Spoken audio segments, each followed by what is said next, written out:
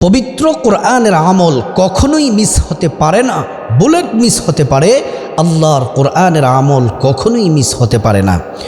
আল্লাহ রাব্বুল আলামিন কোরআন আল কারীমে সব বিষয় চমৎকারভাবে উল্লেখ করেছেন।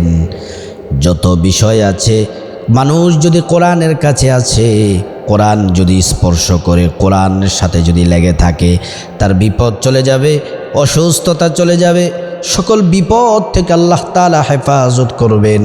কারণ এই কোরআন হচ্ছে সকল সমস্যার সমাধান। সব সমস্যার সমাধান দিতে পারে আল কোরআন। আল্লাহ রাব্বুল আলামিন কোরআনে বলছেন, وَنَزَّلْنَا عَلَيْكَ الْكِتَابَ تِبْيَانًا لِكُلِّ شَيْءٍ। রব্বুল আলামিন বললেন, এই কোরআনের মধ্যে এমন কোনো বিষয় নেই যে উল্লেখ নেই। আমি রব্বুল আলামিন সব বিষয় কোরআনের মধ্যে উল্লেখ করে দিয়েছি। আল্লাহু আকবার। এই কোরআন হচ্ছে মানুষদের জন্য কল্যাণ। এই কোরআন মানুষদেরকে মুক্তি দেওয়ার জন্য এসেছে। গুমরাহির পথ থেকে আলোর পথে নিয়ে আসার জন্য কোরআনটা আল্লাহ নাজিল করলেন। রব্বুল আলামিন বললেন, শাহরু রমাদানাল্লাযী উনজিলা ফীহিল কুরআন হুদাল লিন্নাস। আল্লাহ রাব্বুল আলামিন পবিত্র কোরআন নাজিল করলেন পবিত্র রমাদানুল মুবারক মাসে, আর এটা প্রত্যেকটা মানুষের জন্য কল্যাণ, হিদায়াত। সুবহানাল্লাহি ওয়া বিহামদিহি। এজন্য প্রিয় দিনদার ইমানদার মুসলিম ভাই ও বোন, জুমার দিন অত্যন্ত দামি দিন। জুমার দিন যদি একটি আমল যদি করতে পারেন, জটিল কঠিন রোগ থেকে আল্লাহ তাআলা আপনাকে সুস্থ করবেন। যত কঠিন রোগ হোক, আল্লাহ তাআলা আপনাকে সুস্থ করবেন। আর যাদের রোগ নাই, তারাও যদি আমলটি করেন, জটিল ও কঠিন রোগ থেকে আল্লাহ তাআলা আপনাকে নিরাপদে রাখবেন। জুমার দিন হচ্ছে সপ্তাহের শ্রেষ্ঠ দিন, সাইয়্যিদুল আইয়াম। জুমার দিন হচ্ছে এত দামি, তিরমিজির হাদিসের মধ্যে এসেছে, আল্লাহর রাসূল বলেন, সূর্যোদয়ের যত দিন আছে 365 দিন, 365টি দিন, প্রত্যেক দিনেই তো সূর্যোদয় হয়। কখনো কখনো আকাশটা মেঘাচ্ছন্ন থাকে, আবার কখনো কখনো কুয়াশার কারণে সূর্য দেখা যায় না। তার মানে সূর্য ওঠে না, বিষয়টা এমন নয়। প্রত্যেক দিন সূর্য তার ডিউটি সঠিকভাবে পালন করে প্রত্যেক দিন সূর্যোদয় হয়। নবীজি বলেন, সূর্যোদয়ের যত দিন আছে, সব থেকে সেরা শ্রেষ্ঠ দিন হলো জুমার দিন। সুবহানাল্লাহি ওয়া বিহামদিহি। খুলিকা আদম। জুমার দিনে হযরতে আদম আলাইহিস সালামকে আল্লাহ পাক সৃষ্টি করেছেন এবং হযরতে আদম আলাইহিস সালামকে জান্নাতে প্রবেশ করালেন। শুক্রবার দিনে জান্নাত থেকে বের করে দিলেন এবং কিয়ামত সংগঠিত করবেন। আসমান জমিন পাহাড় পর্বত সমুদ্র যা কিছু আছে সব আল্লাহ তাআলা ধ্বংস করে দিবেন, কিয়ামত সংগঠিত করবেন। দিনটি হলো জুমার দিন। আল্লাহু আকবার। প্রিয় দিনদার ইমানদার মুসলিম ভাই বোন, এই জুমার দিনে এমন একটি সময় আছে, ওই সময়টিতে দোয়া কবুল হয়, সেটি আশা করা যায়। বলেছেন প্রিয় নবী মুহাম্মদ সাল্লাল্লাহু আলাইহি ওয়াসাল্লাম। সাহাবীরা বললেন, ইয়া রাসূলুল্লাহ, ইয়া হাবিবাল্লাহ, জুমার দিন দোয়া কবুল হবে আশা করা যায়। ইয়া রাসূলুল্লাহ, এই সময়টা কোন সময়? নবীজি বললেন, বাদাল আসরি ইলা গুয়ুবাতিশ শামস। আসরের পর থেকে সূর্য ডোবা পর্যন্ত, অর্থাৎ মাগরিব পর্যন্ত, এই সময়টাতে দোয়া কবুল হয়। আসরের সময় দিনের দায়িত্বরত ফেরেশতারা চলে যায়। রব্বুল আলামিন জিজ্ঞেস করেন, ও ফেরেশতারা, সারাটা দিন ডিউটি করলা, আমার বান্দাবান্দীদেরকে কি অবস্থায় দেখে এসেছো? যারা নামাজ পড়ে, যারা কোরআন পড়ে, যারা নামাজের সিজদার মধ্যে থাকে, আল্লাহকে গিয়ে বলে, আল্লাহ, আপনার বান্দা বান্দীদেরকে নামাজ পড়া অবস্থায় দেখে এসেছি, তাসবিহ পড়া অবস্থায় দেখে এসেছি, জিকির করা অবস্থায় দেখে এসেছি, কোরআন তেলাওয়াত করা অবস্থায় দেখে এসেছি। আল্লাহ বললেন, ফেরেশতারা সাক্ষী থাকো, ওই বান্দা বান্দিকে ক্ষমা করে দিলাম, আমি রব্বুল আলামিনের পক্ষ থেকে ক্ষমার ঘোষণা দিয়ে দিলাম। আল্লাহু আকবার। এজন্য প্রিয় দিনদার ইমানদার মুসলিম ভাই ও বোন, পবিত্র জুমার দিন যাদের কঠিন রোগ আছেন, অসুস্থ আছেন, বুলেট মিস হতে পারে, কিন্তু আমলটি করলে মিস হবে না। আমলটি যদি আল্লাহর উপর পরিপূর্ণ তাওয়াক্কুল ভরসা করে যদি আমলটি যদি করতে পারেন, আসরের নামাজ পড়বেন। প্রথম নাম্বার, কিভাবে আমলটি করতে হয় আমি আপনাদেরকে বলে দিচ্ছি, মনোযোগ দিয়ে আমলটি, কিছু নিয়ম মানতে হবে, তারপর আমলটি করতে হবে।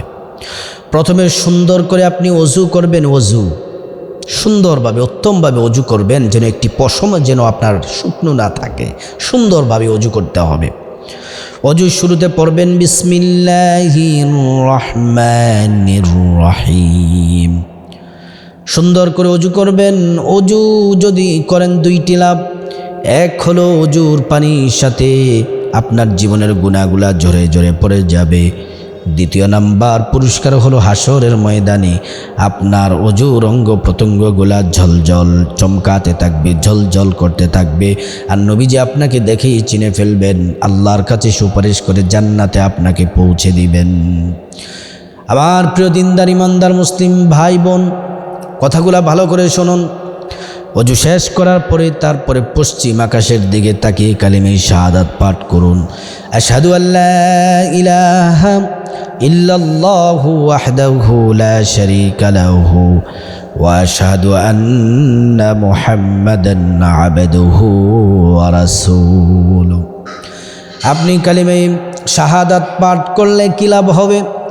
জান্নাতের সমস্ত দরজাগুলো আল্লাহ খুলে দিবেন, আর বলবেন, বান্দা যা যা, যে দরজা দিয়ে মনে চায় জান্নাতে ওই দরজা দিয়ে প্রবেশ করো। তারপরে আসরের নামাজ পড়বেন। পুরুষ হলে জামাতে পড়বেন, মহিলা হলে আমার মা বোনেরা বাসা বাড়িতে নামাজ পড়বেন। আসরের নামাজ 8 রাকাত, 4 রাকাত সুন্নত, 4 রাকাত ফরজ।